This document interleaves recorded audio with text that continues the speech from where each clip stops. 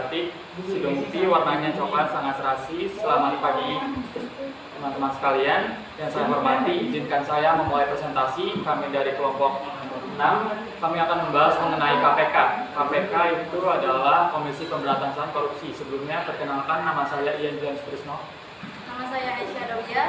Nama saya Najwa Saira Syawalia. Nama saya Fani Samira Jahra.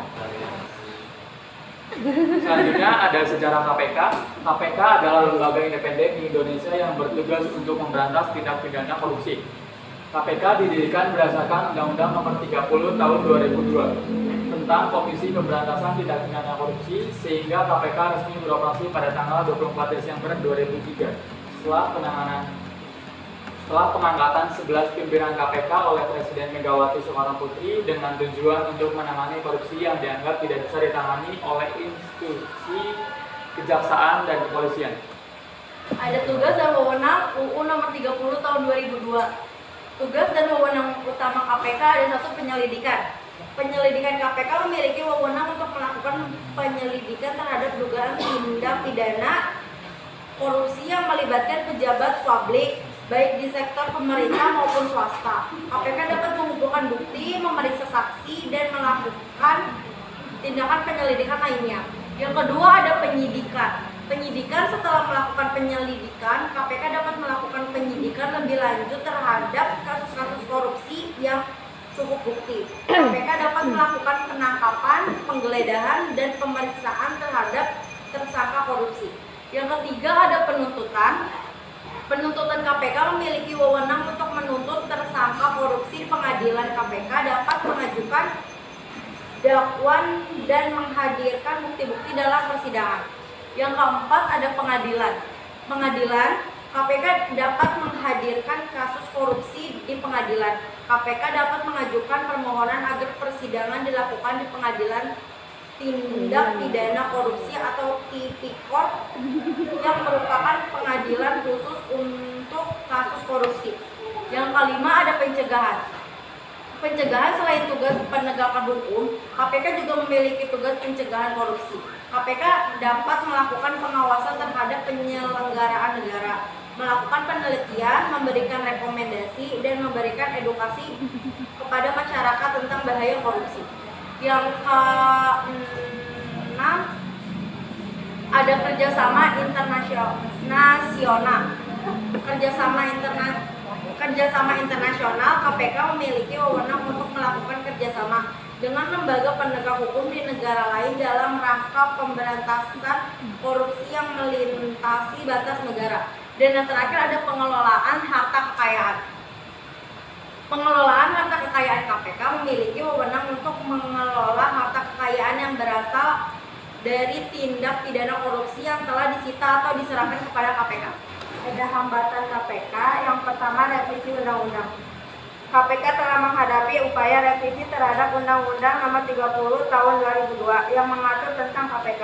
Revisi ini mencakup pengurangan wewenang KPK, pembatasan independensi, dan pengawasan yang lebih ketat. Upaya revisi ini telah menimbulkan kekhawatiran bahwa KPK akan kehilangan efektivitasnya dan dalam memberantas korupsi. Yang kedua ada intervensi politik. KPK juga menghadapi tekanan dan intervensi politik yang dapat mempengaruhi independensinya. Beberapa kasus terkait pejabat tinggi yang terlibat korupsi telah menunjukkan adanya upaya untuk menghalangi atau menghambat upaya KPK dalam mengungkap dan menuntut kasus korupsi. Yang ketiga ada perlambatan penanganan kasus. Proses hukum yang lambat dan berbelit-belit dapat menjadi hambatan bagi KPK dalam menangani kasus korupsi. Beberapa kasus korupsi yang melibatkan pejabat tinggi seringkali mengalami penundaan persidangan, upaya banding yang berlarut-larut, atau penghentian kasus secara tiba-tiba. Yang keempat adalah keterbatasan sumber daya. KPK menghadapi keterbatasan sumber daya manusia, keuangan, dan teknologi. Keterbatasan ini dapat mempengaruhi kemampuan KPK dalam melakukan penyelidikan dan penyidikan secara efektif terhadap kasus-kasus korupsi yang kompleks. Yang terakhir ada resistensi dari pihak-pihak yang terlibat. KPK sering menghadapi resistensi dari pihak-pihak yang terlibat dalam kasus korupsi, baik itu pejabat publik, politisi, atau pengusaha. Resistensi ini dapat berupa intimidasi, ancaman, atau upaya untuk menghalangi proses hukum. Selanjutnya ada contoh kasus. Untuk contoh kasus yang ditangani oleh KPK adalah kasus EKTP tahun 2017. Kasus ini menangani kasus dengan dugaan korupsi dalam proyek pengadaan kartu tanda penduduk elektronik atau dalam kurung EKTP. Kasus ini melibatkan sejumlah pejabat pemerintah dan pihak swasta yang diduga melakukan markup harga dan korupsi dalam proyek senilai miliaran rupiah. Yang terakhir, solusi dalam mengatasi kasus. Untuk mengatasi kasus-kasus korupsi dan memperkuat KPK, ada beberapa solusi yang dapat dilakukan, antara lain yang pertama ada penguatan hukum.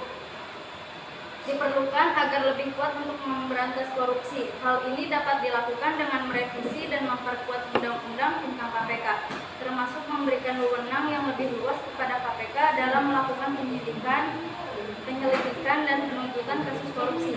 Yang kedua ada independensi KPK. Independensi KPK penting untuk menjaga independensi KPK dari tekanan dari pihak-pihak terlibat korupsi. Karena KPK harus memiliki kebebasan dalam mengambil keputusan dan menjalankan tugasnya tanpa adanya campur tangan dari pihak lain. Yang ketiga, peningkatan sumber daya. Peningkatan sumber daya diperlukan untuk KPK untuk memadai sebuah penyelidikan. Yang keempat, adanya kerjasama dengan lembaga lain. KPK bekerjasama dengan lembaga penegak hukum lainnya seperti kepolisian, kejaksaan, dan pengadilan. Hal ini untuk mempercepat penanganan kasus korupsi dan memastikan proses hukum yang adil. Yang kelima, pendidikan dan kesadaran masyarakat. Pendidikan dan kesadaran masyarakat tentang bahaya korupsi perlu ditingkatkan, yaitu KPK dapat melakukan kampanye atau memberi edukasi kepada masyarakat dalam upaya pencegahan korupsi.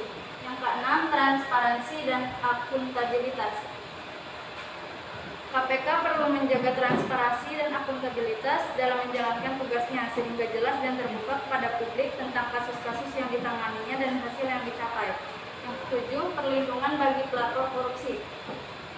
Hal ini dilakukan agar mereka merasa aman dan terlindungi saat melaporkan kasus korupsi. Perlindungan ini yaitu dapat berupa kebijakan perlindungan identitas. Karena dimulai maka juga akan diakhiri. Jika diakhiri tanpa memulai, bukan presentasi tapi masalah hati. Jalan-jalan sama janda, jangan lupa beli good time. Terima kasih atas perhatiannya and see you next time. Wassalamualaikum warahmatullahi wabarakatuh.